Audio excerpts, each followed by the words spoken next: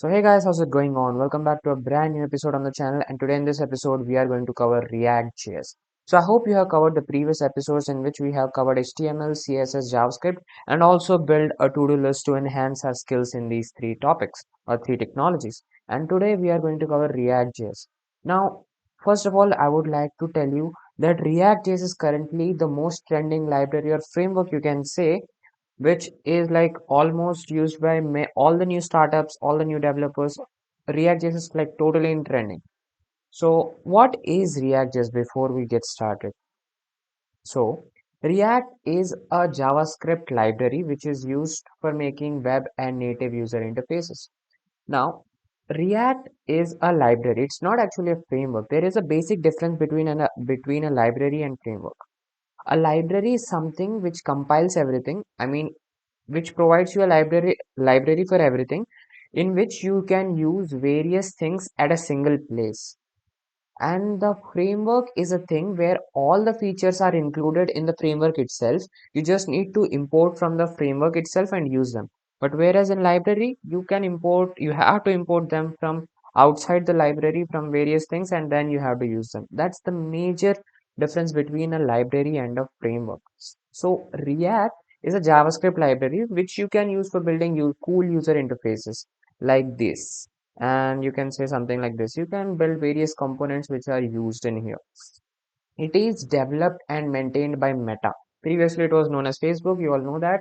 And yeah, it is developed by Facebook, to be precise. So why is React so special? So React provides you with component based architecture for reusable UI building blocks.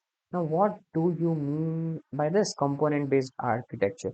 So let us say we have a website. All right, this is a website and it has a navbar to the left, and it has some video blocks, let's say two here.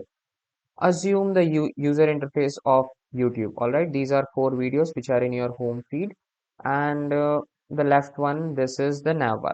Now you can say that this navbar is one component, and this each of these videos are different components. We are just rendering each of the components when we need them. All right. So what I simply mean is, if you see this React website, what is happening here is this home component will be a single component, whereas this header, which is on the top right, will be a separate component. We can load these components whenever we need them. Now, why to use React? Now, in React, we can use declarative programming, which simplifies the UI development for us. We can use virtual DOM in faster rendering. Now, in the JavaScript, we have talked about DOM manipulation, right? In React, what actually happens is we use something called as virtual DOM. What it means is we create a map-like structure for everything. Like all the components, we have a map-like structure, and whenever we need a certain component in the website, we directly get that component from the virtual DOM itself, and it reduces the rendering time, which provides you faster rendering and an efficient development experience for websites as well. And another feature is that React provides us with large community and ecosystem. As I told you in the beginning, React is currently very popular and it is used in almost all the websites in building all the different web apps, web applications, and all the stuff. So yeah, it has a large community and a proper ecosystem where you can find solutions, articles, more and more support is there. Now, that's the basic intro of React. Now, I hope you understood the importance of React.js in web development. And now let's just get started with everything. So right now I'm in my VS Code, and here I have created a folder for React. So what I'm going to do is open my terminal. All right, here's my terminal. So what I'm going to do is first go into the React folder.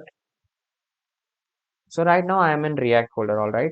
Before proceeding with React, there is something you need to know. So to run React apps, you need to have Node.js in your computer. You have to install it. I'll provide this link in the description. You can just go to this website, select your configurations, and then just install them. You can download in Windows using this Windows installer, which is pretty quick, and you can do the basic step up setup and all, which will directly install. Just make sure you read each of the setups and set up the locations in your file explorer as you want them to be. All right, so this is the basic setup. we have done. And yeah, in my computer I've already installed Node.js. So once you have installed Node.js, just do this node dash v. This will give you the version, so it makes sure that Node is installed in your computer. And yeah, that much part is done. Now to create a first React app, there are two ways to create a React app.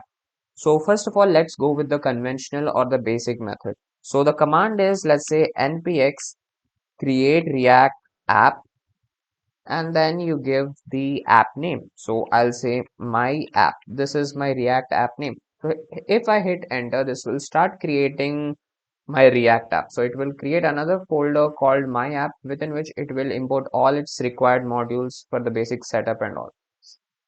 So if we see, you can see it has created a package.json in the my app directory here, and it will create many other files. Generally, this takes like 30 to 30 seconds to 1 minute, depending on your computer's or system's configuration. It might take up to 2 minutes as well. So yeah, that's it. Now the second method is Vite.js. Now, what is Vite.js?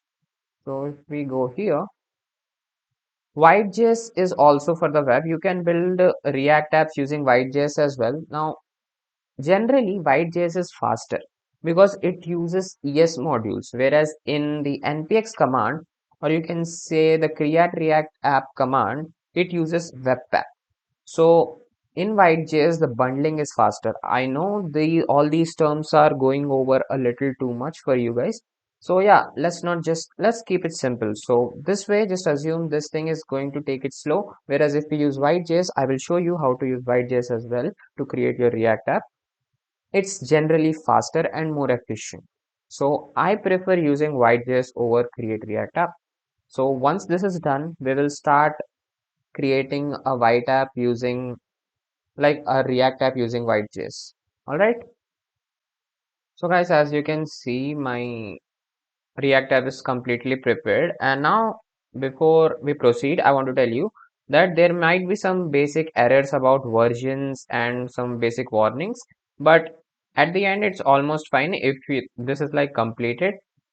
So as you can see, in the React folder in this my app directory, all the files are here, right? In the source folder, I have all my files. So yeah, it is completely prepared. There might be some version errors and warnings which you might face.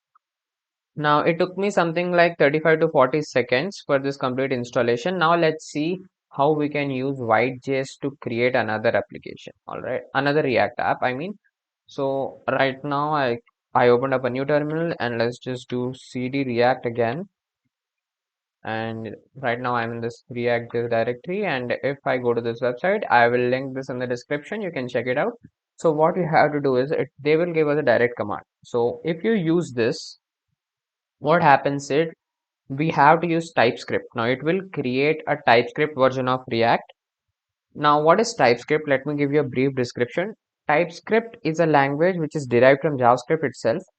As I said, that JavaScript is dynamic, where you don't need to define the type of the variables and stuff. Whereas in TypeScript, you have to define type so that your code doesn't take in wrong inputs of other data types and something like that. So it's provide more security. That's the benefit of TypeScript over JavaScript. Rest everything is same. TypeScript is derived from JavaScript itself. So that's why what we are going to do is we are going to use the simple command which will say npm create Vite. So we'll say npm create Vite. And now remember, to use Vite.js, you also need Node.js, which we have already installed. Like the version should be greater than Node.js version 18 or more. So if I hit enter, now you will see it will do some processing, and it will say we are supposed to install a package. So if it's Y already there, so I'm going to press Y and hit enter. And then we have to give it a project name. So I'll say my app 2, let's say. And now here we have different framework. Now we have vanilla, we have React, and all these things. Vanilla means basic JavaScript, no library, no package, no nothing. And similar to React, we also have another library called Vue, and then we have Preact, then we have Angular. Now Angular is also popular, second popular after React. Angular is developed by Google, but now the trending one is React. So most of the people use React. So as you know, this is React, a Mern stack where R stands for React. There is another stack also known as mean stack where which stands for MEAN. Now A stands for Angular. There, rest three things are same, which is MongoDB, ExpressJS, and Node.js. All right.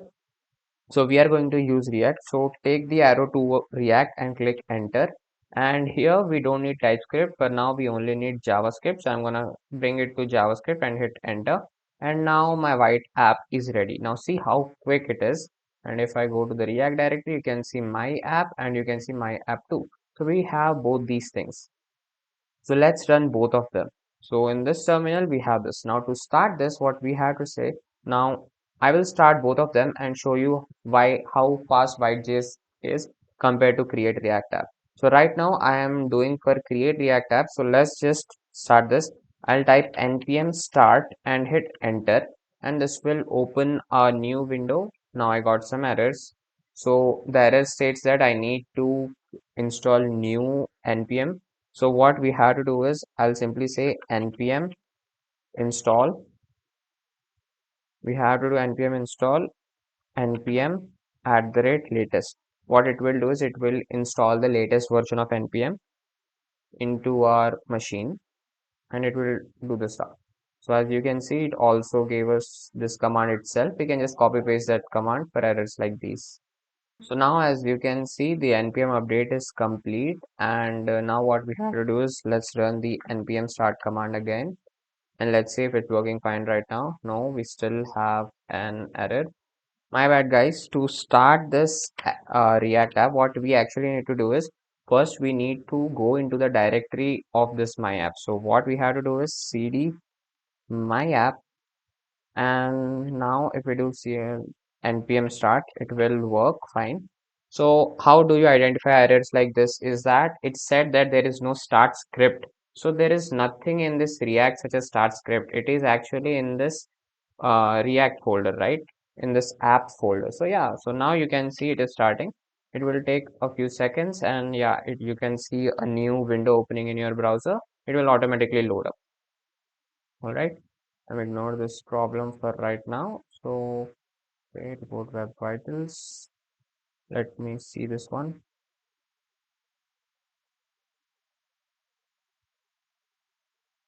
So let me just quickly fix it. Now, as you can see, all these files are there. So vitals. So it is saying that there is some issue with this thing. So what I'm going to do is currently remove this from my React app. So I'll go to index.js and I'll just comment this out so that I don't consider that in my React app. And we have to remove it from here as well. If I hit save, the error is gone, right?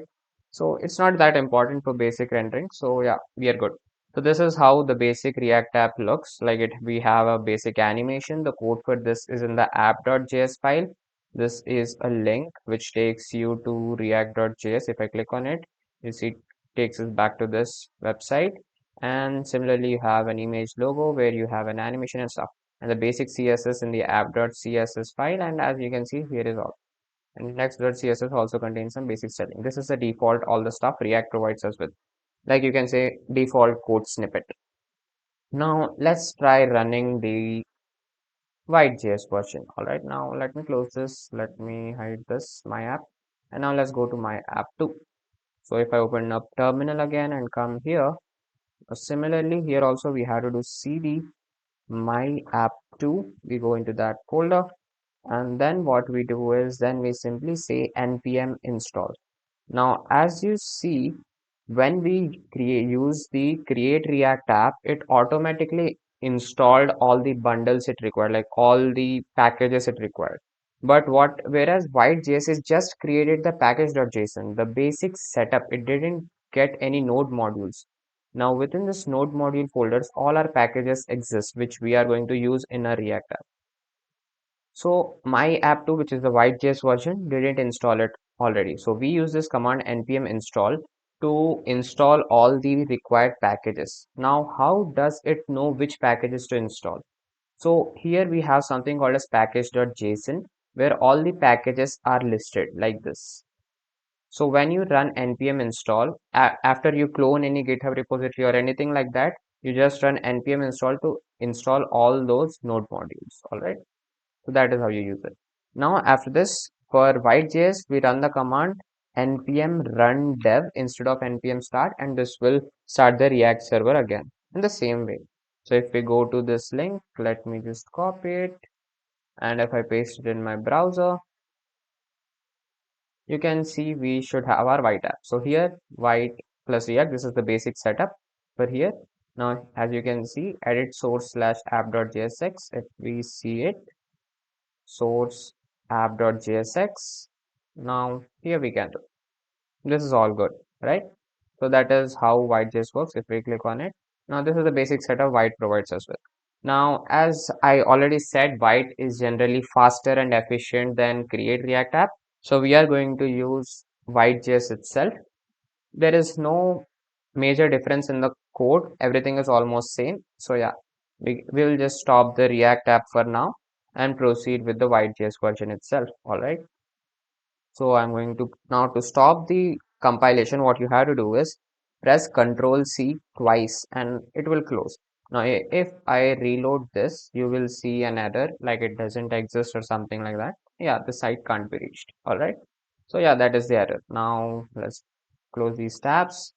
And now we are done with this. I'll delete this terminal for now. And yeah, we only have this thing. So we are not going to use my app anymore. We are going to code the basic stuff in my app too. Now, as you can see, this is the basic stuff we have for Vite plus React. So what I'm going to do is I'm going to remove all this basic stuff, which is predefined in our setup. I removed that. Now here I'll place let's say an h1 tag, and I'll say, hola, welcome to React. And if we save, you will see something like this. Now let's remove the basic styling as well. So if you go to app.css, if I remove all the styling, you will see we have it like this. Now there will be some styling in index.css as well. We remove that and hit save, and you'll see it's the basic HTML page right now. All right. Now in React, what we use something as JSX. Now it is a JavaScript library, so you don't need to create any HTML files here.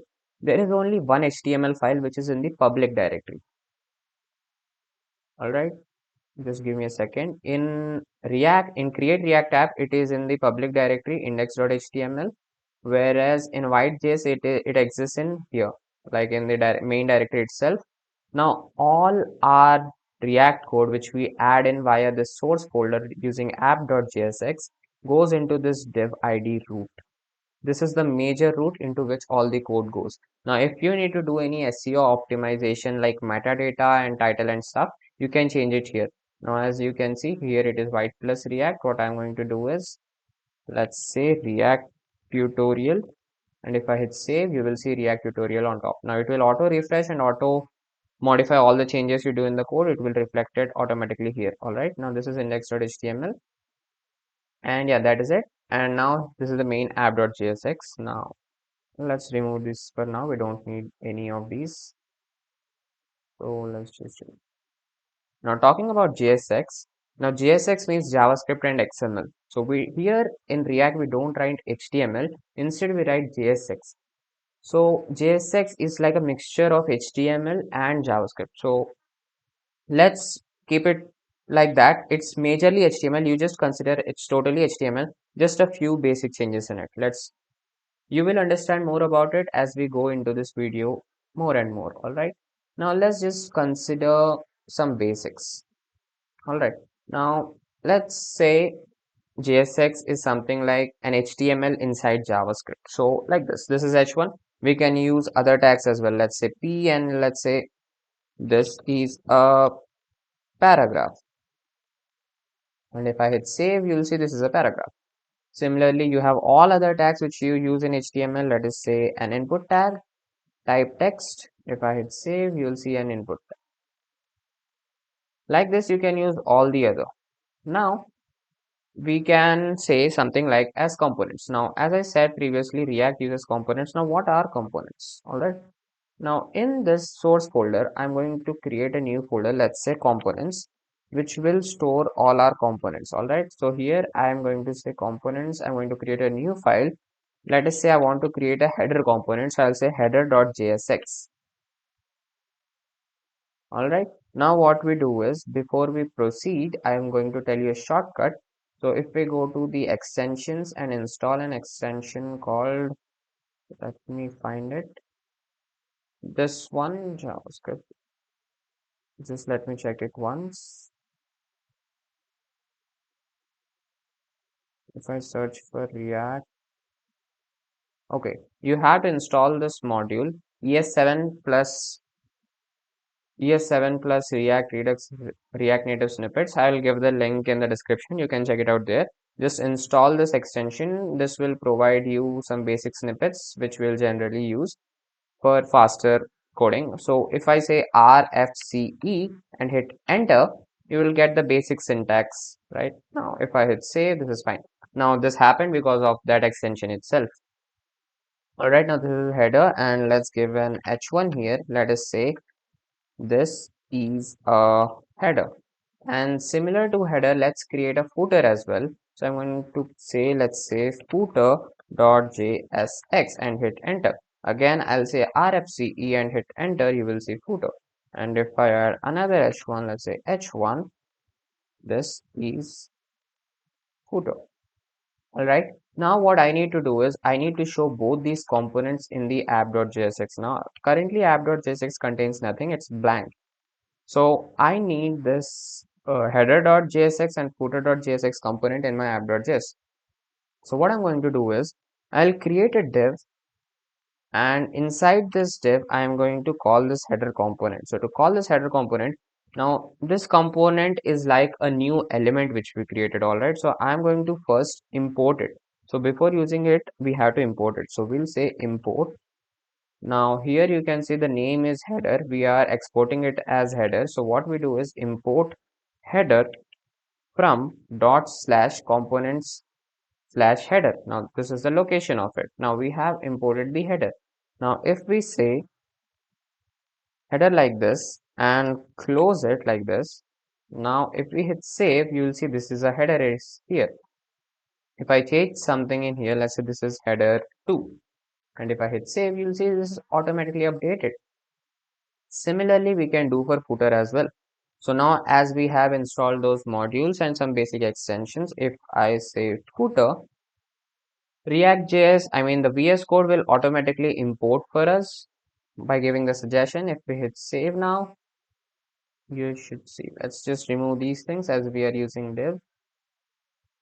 And if we close this and hit save, you'll see this is footer. So we have both these components here. Now this is how you use components in React. Now these are called functional components. If you, this is a basic syntax for functional components where you create a function and pass it, export it and use it in the other files. Now similar to app.jsx, I can also use this footer.jsx in header component as well. So if I say footer.jsx here and if I hit save, you'll see this header contains the footer again. Like if I comment it here, you'll see this is the footer which we imported in the header component. All right, that is how you can do it. Now similarly to the functional component, there is also something as class components where we extend a class component, and this is almost similar to this one as well, but generally everyone uses the functional component and I also use this only most of the almost all the time. So yeah, this is good enough for you right now.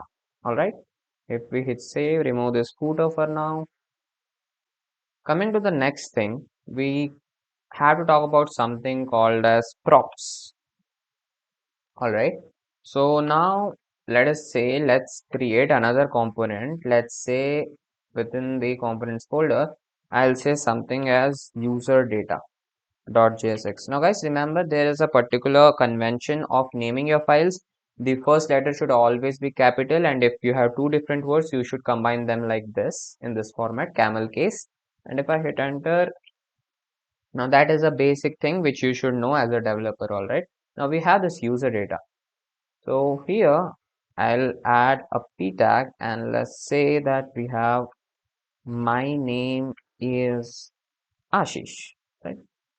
So if I import this in app.jsx, let's say after the header, so we get this user data component and we save the file and you can say my name is Ashish.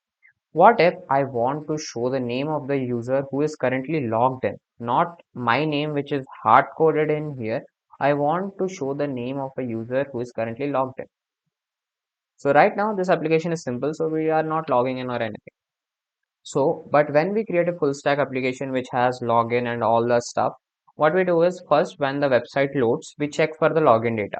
Once the user logs in, we get some name and details, right? So in this user data, we pass in his ID or let's say we pass his name. So I will pass the name here. So the name is let's say Naruto. And if I hit save, currently nothing changes because in the user data component I have hard coded it. But here, if I say use curly braces and in this I use name, right now nothing will happen because as you can see, name is deprecated. There is no declaration of name. So what we do is in this curly brackets after the function name, we use curly brackets and we type in name. Like we are importing that thing which is passed in here as a parameter. We are importing that thing. Now these things are called as props. We use them like this. If I hit save now, you can see Naruto here. If I change this to, let's say, Itachi, you'll see it's Itachi now. So that is how it works. Now, the other way to do this is instead of using them like this, you can call something like props. And then here, instead of just name, you can do props.name. It will still work fine, as you can see Itachi. Let's take another one. Pass in name. Let's pass in age. I'm going to say his age to be, let's say, 16. If I hit save now, and similarly, I'll use another p, age is equals to props.age and hit save, you'll see age equals to 16. Same thing previously as we did like name, and then if you want to also import age, you can do something like this, name comma age. All right. If we remove these two things, props from here, hit save, it will work the same way. See, that is how cool it is. Now, if I need another component, I can pass data to all these components like this itself. All right. Coming to the next thing, let's talk about a hook called useState. Now, state management. All right. So, let's remove this user data for now. I'll close this. Let's create a component called counter. All right. I'm going to create a random component called counter.jsx. And if I hit enter and type RFCE, hit enter, we have this basic stuff right now. And in the app.jsx, I'm going to remove these two things and I am going to use only this counter. All right. And if I hit save, you can see we have the counter. So first of all, I'll create an heading saying that, bro, this is a counter. So now you can see we have the heading. So now we are going to create a counter. Like I will create a button. Whenever I click on the button, I want a particular count to be incremented. All right. So what we do is, let's say we have a h2 saying count is equivalent to, and here we will initially keep it to 0. All right. So you can see now count is 0. And after this, I will create a button tag. So in this button, I'll say click me, or let's just say increment count. This way we have created a button right now. So right now when I click on it, nothing happens. I want to increment this count. So to work with this, what we need to do is we need to use a react hook. Now what are these react hooks? Now hooks are basically some functionalities which react provides to us. There are multiple hooks such as useState, useEffect, context, and many other. You will know about them one by one. All right. We will cover the basic and major hooks which we generally use. And there are a lot of hooks. You will eventually learn them by building projects and getting and giving more and more time to your projects and technical stuff. That way you will learn all the hooks eventually. But for now, I'm going to teach you all the major ones, all right? So right now we are going to use the useState hook. Now if I use this command, like I use the useState snippet, it is something like this. So we have to say const and then close square brackets. In here I'll say the count, and then we will create another name which will say set count. All right, now initially the value is going to be 0. That is what I'm stating, right?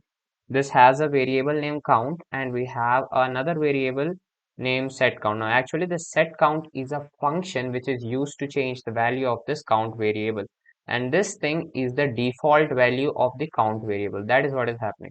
So if I remove 0 here and change it with count, I'm going to see, all right, there is some error which we are seeing. If I see it in the terminal, we should see some error. All right, let me refresh. Okay, the error is that because I forgot to import this use state, so we also need to import it. If I hit enter, you will see we have to import it like this, use state from React. Alright, if I hit save, now you should see it is 0. Now if I set it to, let's say, 10, you will see it is 10 right now. Alright, I am going to make it 0 again. And now in this increment count, I'm going to say on click. Whenever I click on it, I want to call a function. And within this function, what I want to do is I'm going to say set count is equals to count plus 1. Now the initial value of count plus 1. If I hit save, you will see increment count, it is incremented.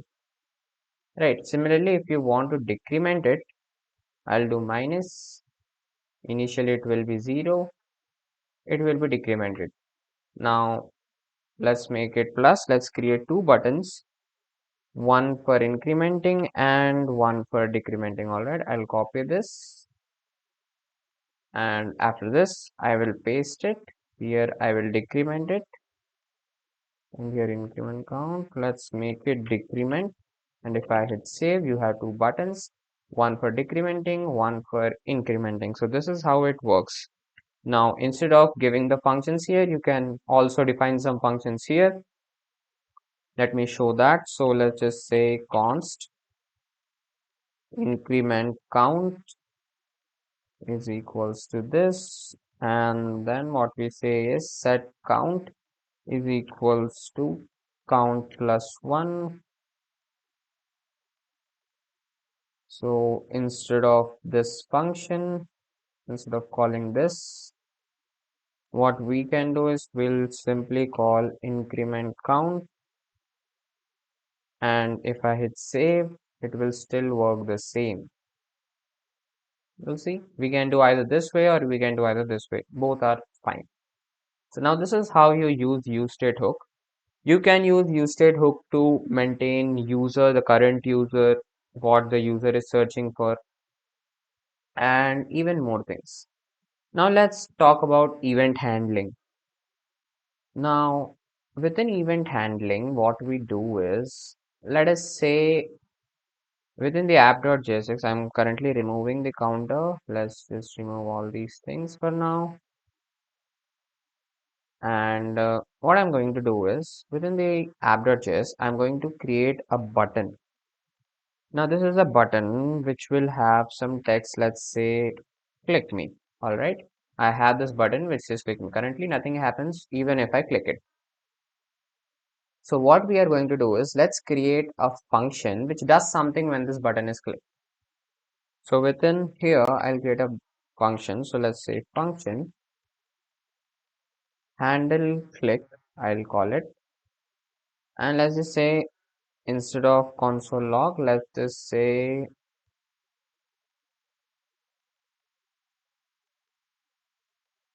let us do an alert saying that the button is clicked. All right. Now what I'm going to do is whenever this button is called, I'll say on click and I'll simply do this handle click. All right. So if I click me, if I press on this button, you'll see button click. Now this will happen, right? Now this way you can write multiple functions as you want on this button click. Now this is the basic, uh, let's say event handling. And now I want to show you something different. Now you would have seen like in Amazon, if a user is logged in, you will see his name in the header, right? But if you aren't logged in, you will see like hello guests or something like that. So what I mean is if I open Amazon.in, you'll see currently I'm not logged in, so it is saying sign in. Whereas if I was logged in, it will show me my name here. So that is what I mean. So what we are going to do now is I want to show you about conditional rendering. So let's create a use state. Let's remove this button and stuff for now. Let's again create a similar use state hook for storing user data. All right. I'm saying user, and I will name this as set user, and then the initial state is null, which state that the user doesn't exist. And let's just import this use state hook as well. Now we have imported this. Now initially we are saying the user is null, right? So right now here I'm going to say, let's say we are going to say this. Okay, I'm going to say if the user exists, like if the user value is not null, this states that what I want to do is show me a h1,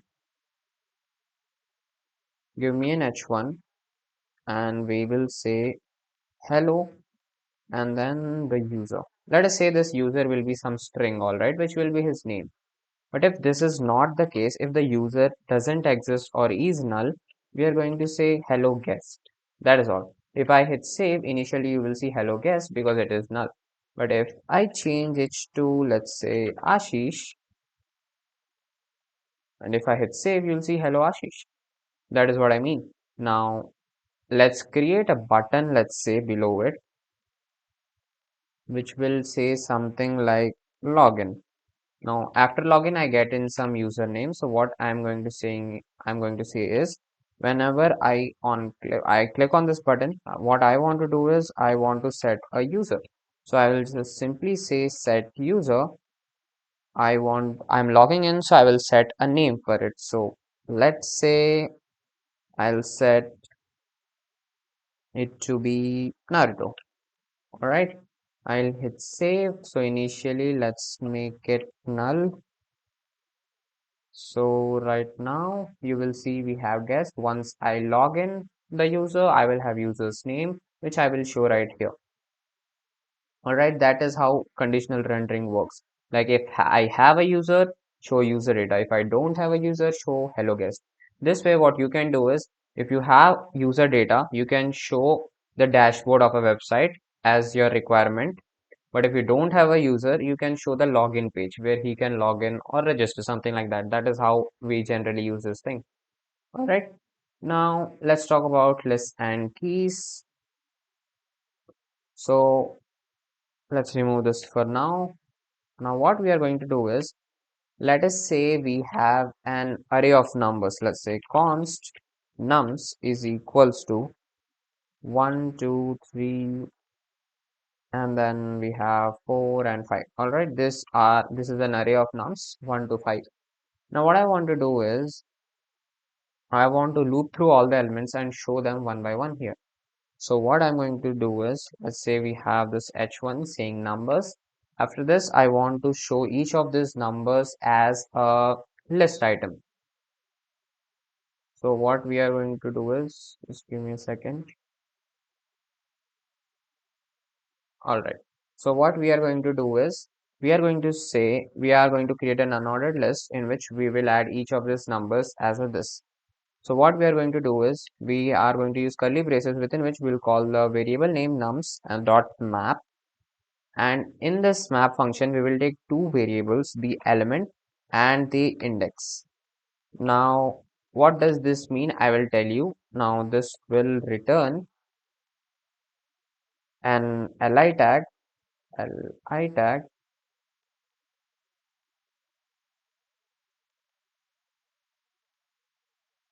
This will return an li tag, all right. So just give me a second. And within this tag, what we will have is we will have our E. Now, if I hit save, you will see we have 1, 2, 3, 4, 5. Now, whenever we do this, you will see we will have an error or warning, you can say, in the console. Each child should have a unique key prop. So we should pass in something like a key to here. Now, generally we use I because I can't be same. The index can't be same for each of the elements, right? Each of the element has a unique index. So that's why we generally use I, but you can have something like user IDs or something like that as keys. All right, this is how you use iterate over a list or let's say an array. And yeah, this is how you show them. If I pass in this key and refresh, you won't see that warning anymore. Now let's talk about input handling and let's say forms. All right. So I'm going to remove this again. So how do we create a changing input? Like how do we use a form with use state hook? Now that is what I mean. So let's just see about it. So first of all, I have a form. All right. We don't need any action element right now. So yeah, this is a form in which we have an input type text. All right. So if I hit save, you will see something like this. Let's give it a placeholder. Let's say name, and if I hit refresh, we will have this name, and yeah, cool.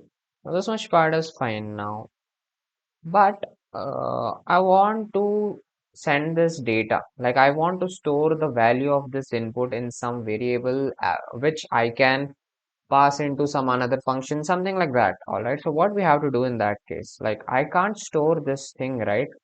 I don't have any variable to store the value of this input, whatever user has entered here. So what do we do for that? So we use a useState snippet again, and one for name, let's say set name. Initially, it is going to be, let's say, empty brackets. All right. Now in here, what we will do is we will give it a value of name. So now if I hit save, you will see a component is changing an uncontrolled input to be controlled. Now, what does this mean? I'll tell you. Now, whenever I try to add an input, nothing is added here because the value is name, but the value is never changing. This is a constant thing, right? This empty quotes. So this is never changing even if I'm doing something. So what do we do is we add an event here. We'll say on change. What we do is we take something like e, which is a parameter which will tell us about the changes that occurred. So what we will do here is we'll say set name is equals to e dot target dot value. Now if I hit save, you will see if I refresh it, there won't be any error. And as I enter data, it will be stored in this name. Now, this is about forms and input handling. Now, whenever, let's say we have an h1 below, and this h1 shows us the value of this name. Now, initially, if I refresh it, there is nothing, but as I enter something here, the value of name is changed, and the value within the h1 is also changed. Now, the value of this input is stored in this variable name. Now, that is how it works. And if we talk about another major hook which we generally use, there is something called as use effect hook. Now let us say we get this form tag into a different component. Let us say my component, some random name. So I'm just going to say my component dot jsx and then rfce, hit enter, and I'm going to get that form in here. All right. Now we got the form in here. Similarly, we will get the use state as well. I'm just going to remove this. And yeah, let's just use that use state hook here. And let's just import the use state hook at the top. Now this is fine and cool. Now I'm going to use this component. Now if I hit save, you will see we have everything same. Just that h1 is removed. So there is nothing being shown. Let's just add that, all right. Let's just say h1 and let's just say name, and now it is school. the same thing, right? But within a component, that is the only difference. Now, what I want to do is, uh, let us say we pass in this useState from the app.jsx as a hook. The setName function will be passed in as a hook. The name will be passed in as a hook. So what I'm going to do is, I'm going to get back, uh, just a second. I'm just going to remove this thing from here and use it in here only. All right. Now there is no name or set name here, right? We don't have name in here. We don't have set name in here. If I hit save, we should get errors. No, there aren't any errors. Okay, fine. But this will not work. You will see there are errors. Set name is not defined. Yeah. So what we have to do is we need to pass this name and set name to this my component as a properties or props, right? So I'll send name as name itself, and I'll pass in the function set name as set name itself. And now we will just import them here. I will just say name comma set name because those are the keys I gave them. If I hit save, refresh, and now you see it works fine. So now what I want to do is I want to use a useEffect hook. Like whenever I change something in this input tag, I want to know if the change has happened or not. All right. So what I'm going to do is I'm going to create a useEffect snippet. Now what does this useEffect snippet has? Now assume this to be a useEffect snippet, and this has an arrow function. After that arrow function, we have a variable. Now in this variable, what we store is we store something like a variable, like this useEffect hook contains some code which will be rendered whenever this name changes. Whenever the state of the name changes, this useEffect hook will be, like the code snippet within this will be run. So let us say alert, and then we will say input changed. All right. And now if I hit save and okay, just a second, use effect is not defined. All right. We have to import it similar to as use state. So if I hit save, input changed, input changed. If I hit refresh, okay. My bad. We shouldn't use alert because it's like an input. There are multiple keystrokes, so it will be called like so many times. So what we can do is we can do something like log, and then we will say input changed. If I hit save, refresh this, input changed. If I enter a key, we will say input changed. As I will be entering it, the input will be, it will be like logging itself, right? This is how use effect works. Now, how can you use this use effect hook? Let us say the user initially was null, like there is no user logged in. But when the user is logged in, we change the state of the user variable to something, some object which contains the data about the user. So we will pass in this user variable into this use effect hook, and as soon as the state of the user variable updates, we will check its value and we will show render the dashboard now because the user is logged in and he has a dashboard. So yeah, that's how it works. All right. Now coming to the next important thing, we have context API. Now suppose I have passed this name and set name to the my component, right? Now within this my component, I have another component which needs the name. Now that doesn't mean I will call another component here and pass in this props again. And there can be multiple layers of components, right? Layered structure. There can be a layered structure. So I'm not going to pass in the same variable again and again and again to all the components just because I'm needing them. In this scenario, what we can do is we can use something like a context API. All right. So to use this, what we do is in the app.js, we use something like a context. All right. So let us say we will have const theme is equals to create context, and the value of this context is going to be light. Like let's say we are using this create context for theme. This is the best example. A website can have a dark theme or a light theme. Now the theme is constant for the entire website, right? You don't have light theme for some part and dark theme for some part. Whenever the theme is light, you show everything in bright colors, and whenever the theme is dark, you show everything in darker colors. That is what we generally do, right? So this is the theme.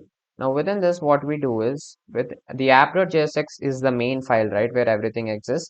So what we are going to do is we will create something like a theme provider. All right. So we will say, let's just take it outside.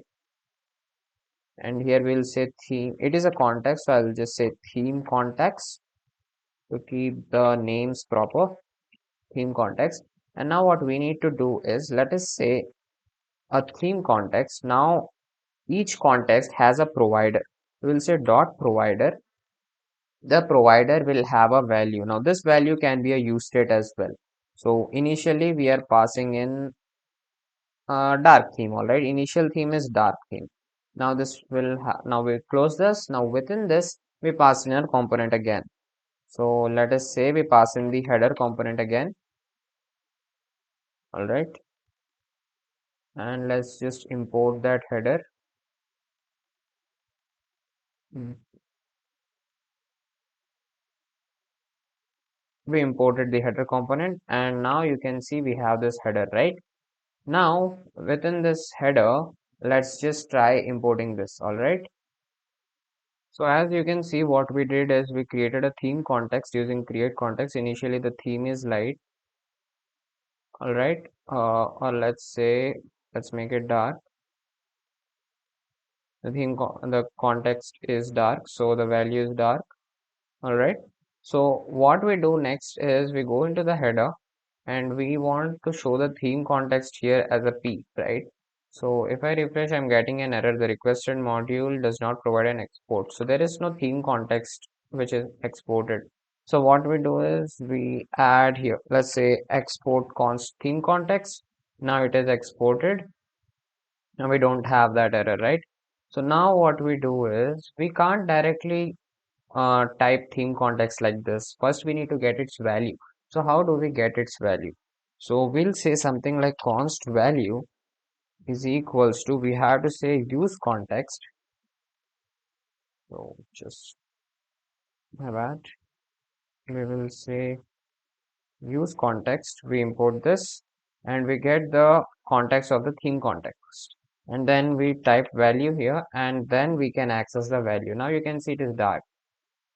Now, as if we change it to change this value to, let's say, light, it is changed to light.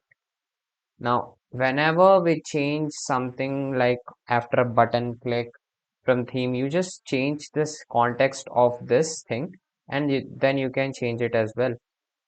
And whenever it is like you want to change the theme, what you can do is instead of passing in value like this, what we can do is let's remove this name, set name, this my component stuff, and let's just remove this as well. So what we are going to do is let's remove this. Fine. Now let's use a use state hook, use state snippet. Let's use one for theme.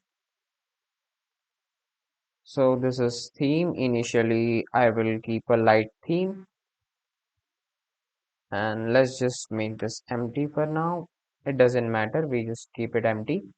And here in value, what we put in is we add this theme as one value and let's create a function called toggle theme, which will change the theme. All right. If we say here, all right. Now let's define a function called toggle theme, const toggle theme. Now within this function, what we say is we'll say set theme equals to, we get the previous theme. If it's light, turn it to dark, change it to dark. If it's dark, change it to light. That is what this function is doing, right? We have passed in this theme and toggle theme. If we hit save, and here in place of value, we will get both those things. So I'll get theme and then the toggle theme function as well from the theme context. Now if I hit save, and here if I say theme, now you will see we have light. Now let's create a button as well. Button like a toggle theme, I will say. And then if I hit save, we have this button. When I add an on click over it, on click, I want to call the toggle theme function. And if I hit save, okay, I'm getting an error. Nothing happens when I click on toggle theme because you can say cannot update a component app while rendering a different component. To locate the bad set state, call inside the header. So this can happen when a component repeatedly calls set state. So what is happening is here this component is a sub component. So it is continuously calling the toggle theme which is passed from app.jsx, right? So what we do is we turn this into an arrow function and paste it here. Now it will be fine. If I hit refresh, you will see the error is gone. Toggle theme dark. Now the theme toggle is properly working. Now this is how it works. If I click on this button, the context value for the theme value will be changing from any sub component, as you can say. Now this is about context API, how you can pass in a single value to multiple components to multiple layers. Now there is another thing called Redux, which you can also use for state management over all the components. Similar to context, it is much more efficient. We will talk about that in after in the full stack project when we will actually implement a full stack project. We will talk about it in that. It is also very important for you to learn. So yeah, we will talk about it later on. But for now, this is good enough. So yes, that is it. All the basic stuff about React.js. There is more to it, like API integrations, how to make API calls in Redux, I mean in React.js. Also how to make API requests using Axios. So all these things I will tell you as we proceed in this playlist or this course, right? Till now, this is good enough. There is so guys, as I said, there is a lot more to learn in the full stack project when we will be building a full stack project using all the technologies we learned in this playlist.